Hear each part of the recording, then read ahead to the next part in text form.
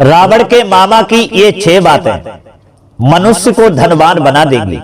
ज्ञानवर्धक प्रसंग। जय श्री राम दोस्तों, गौरी ज्ञान यूट्यूब चैनल में आपका एक बार स्वागत है।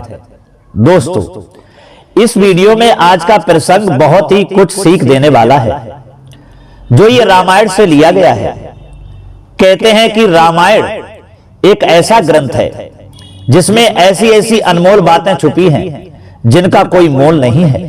अर्थात उन बातों की शिक्षा यदि हम अपने जीवन में उतार लेते हैं तो हमारी जिंदगी का रुख ही बदल देती हैं। वैसे तो रामायण में गोस्वामी तुलसीदास ने अपनी चौपाइयों में व दोहों में जगह जगह पर शंका भरे हुए शब्द लिख दिए हैं, जिनका अर्थ मनुष्य सही तरीके से सिद्ध नहीं कर पाता है और उसका उल्टा सोच करके कर्म करने लगता है, फिर वह धोखा ही खा जाता है। इसलिए दोस्तों, चौपाइयों पर शंका तो है, परंतु उसका अर्थ यदि हम सही तरीके से निकालें तो वह सही ही सिद्ध होता है और हमारे जीवन के लिए बहुत कुछ सीख प्रदान करता है।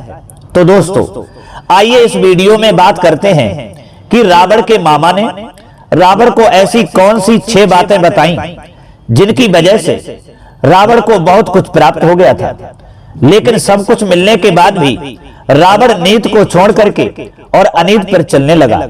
तो बने रहे हमारी वीडियो की समाप्ति तक। दोस्तों, एक बार मैदानव ने अपनी कन्या मंदोदरी को रावण के लिए समर्पित कर दी थी।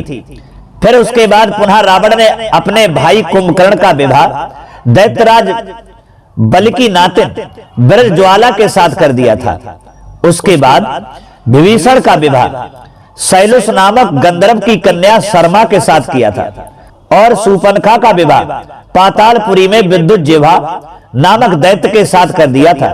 दोस्तों, रथमुख दैत्य की 3 कन्याएं बहुत बड़ी गुणवान और रूपवती थीं। वे क्रमशः खरदूषण और त्रिशरा तीनों भाइयों को विवाह दी गई थीं। बंधुओं, इस प्रकार सब भाई और बहनों का विवाह करके रावण अनीत करने लगा, क्योंकि नीत रावण को अच्छी नहीं लगती थी।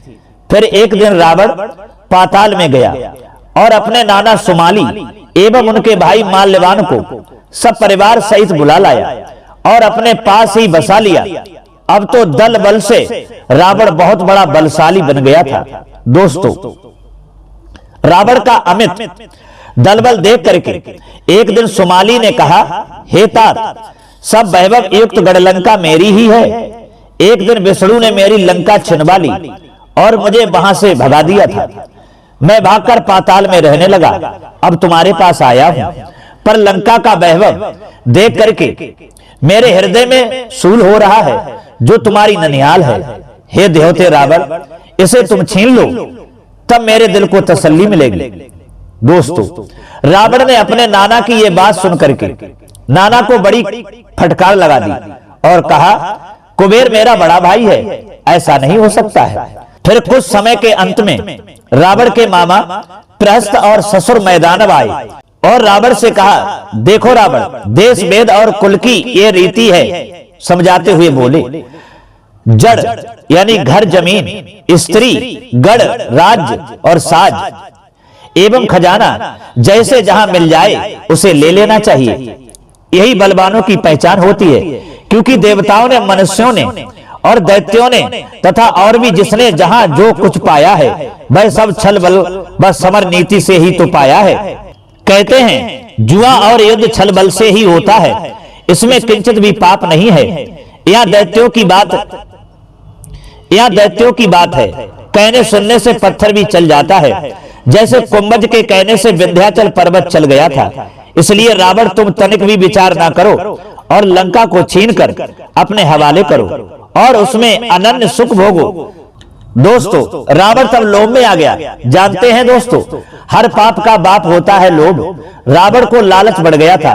कहते हैं मनुष्य की लालच भरी बुद्धि उचित और अनुचित का विचार कभी नहीं कर पाती है। जैसे मदिरा पान करने के बाद में इंसान की बुद्धि बेकार हो जाती है, अर्थात मन में दुर्वासनाएं उत्पन्न हो जाती हैं, इसी प्रकार लोभी व लालची इंसान की बुद्धि बेकार हो जाती है।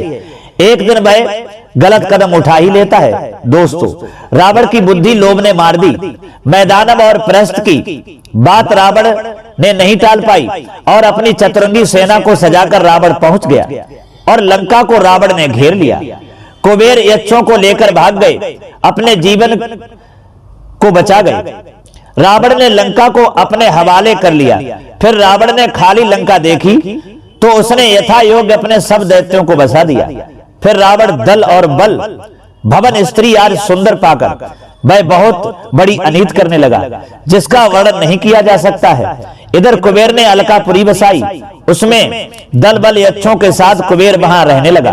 तो दोस्तों, कैसा लगा हमारा ये प्रसंग? यदि ये प्रसंग आपको पसंद आया है, अच्छा लगा है, जो रामायण का प्रसंग था, तो आपसे निवेदन है कि हमारी वीडियो को लाइक कर देना, हो सके तो दोस्तों को भी शेयर कर देना। फिर मिलते हैं अगली वीडियो में, तब तक के लिए सभी सब्सक्राइबर बंधुओं एवं दर्शकों के लिए जय श्री राम।